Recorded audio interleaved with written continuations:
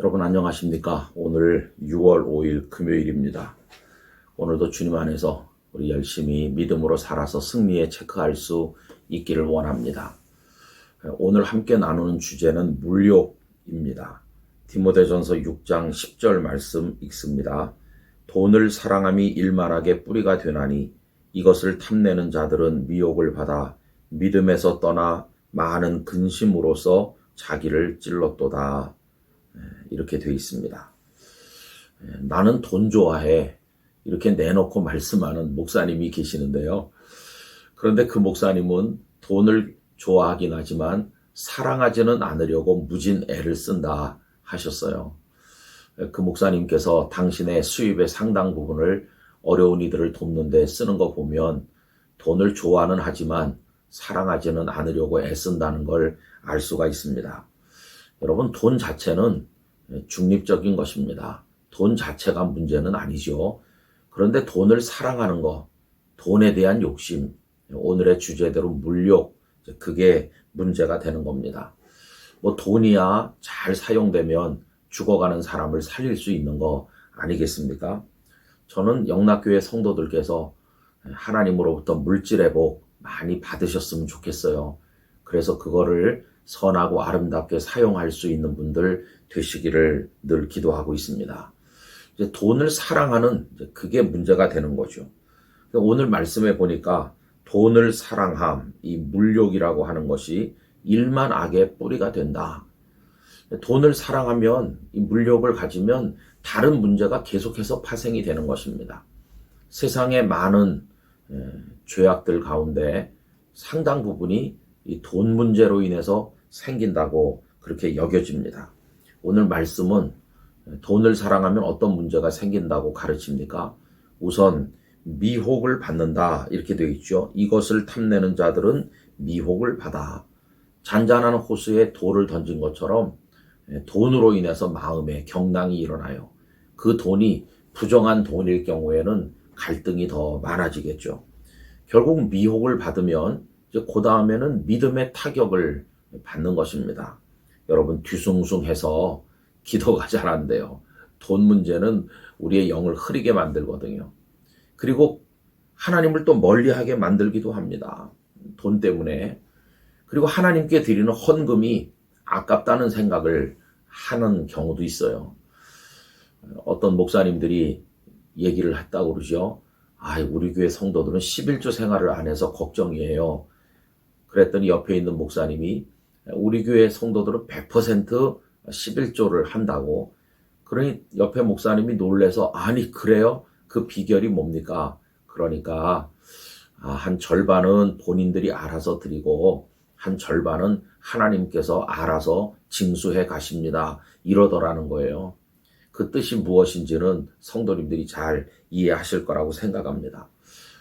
또 심각한 것은 물질에 너무 깊이 빠지면 돈 번다는 목적으로 사업을 해야 된다는 빌미로 심지어는 주일 예배도 안 드려요. 돈 벌러 가야 되는 거예요.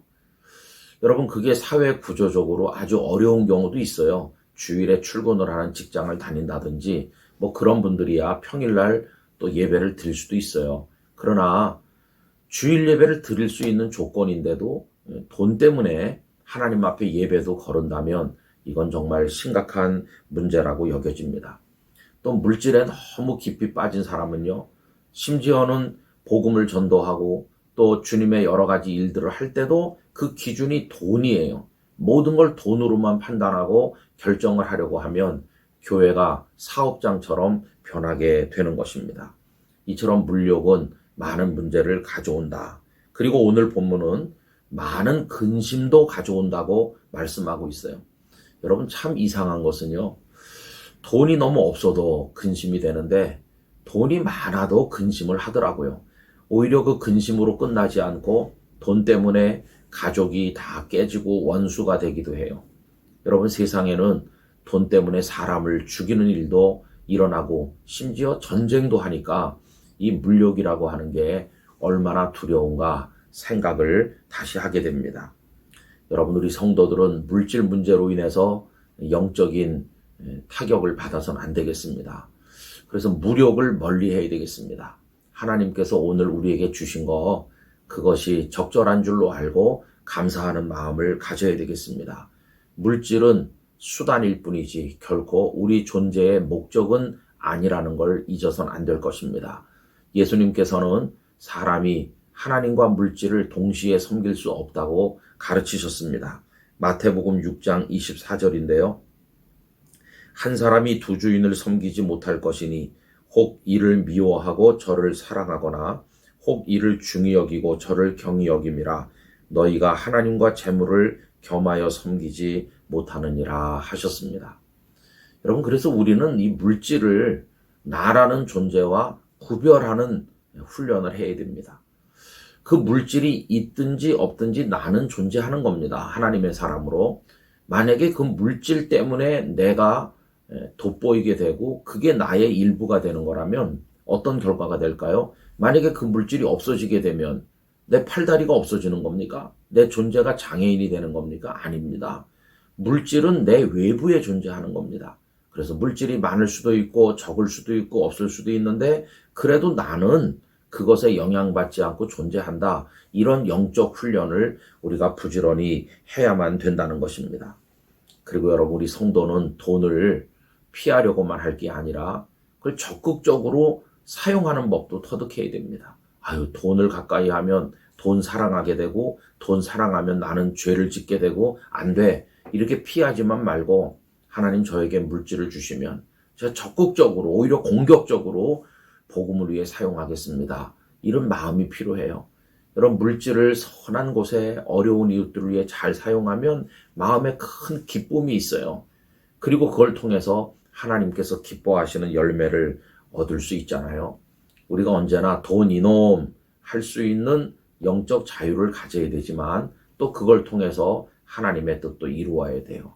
저는 우리 성도님들에게 하나님께서 많은 물질의 복을 주시길 바라고 그것과 함께 물질을 사랑하지 않는 절제심도 주시길 바라고 그걸 적극적으로 선하게 사용할 수 있는 지혜와 능력도 함께 주시기를 원합니다.